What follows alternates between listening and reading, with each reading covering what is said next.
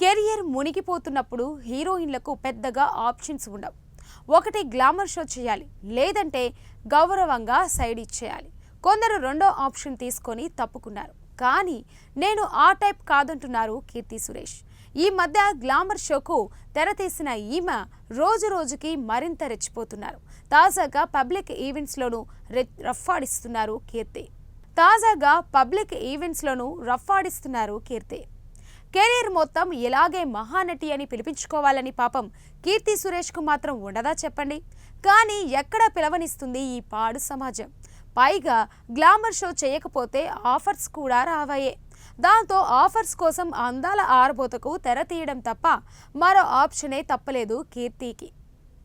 అందుకే మెల్లగా అటువైపు ఈ మోడ్రన్ మహానటి అడుగులు పడుతున్నాయి. నటిగా గుర్తింపు ఉంది, సాక్ష్యంగా జాతీయ అవార్డు ఉంది, అయినా ఆఫర్స్ రావట్లేదు. అందుకే అనుపమ పరమేశ్వర్ మాదిరే కీర్తి సురేష్ కూడా మేక్ ఓవర్ అవుతున్నారు. సర్కారు వారి బాట నుంచే కీర్తిలో ఆ మార్పు స్పష్టంగా కనిపిస్తుంది. తాజాగా పబ్లిక్ ఈవెంట్స్లోనూ గ్లామర్ షోకు తెరతీస్తున్నారు కీర్తి సురేష్. రఘుతాత ఆడియో లాంచ్లో చీరకట్టులో మాయ చేశారు ఈ బ్యూటీ. బాలీవుడ్లోనే రఫ్ఫాడిస్తున్నారు కీర్తి సురేష్. అక్కడ డెబ్యూ మూవీ బేబీ జోనల్లో వరుణ్ ధావన్తో ఇంటిమేట్ సీన్స్ చేస్తున్నారు. మొదట్లో మొహమాట పడినా తర్వాత లిప్ లాక్ సీన్స్కు కూడా సై అన్నట్లు తెలుస్తుంది.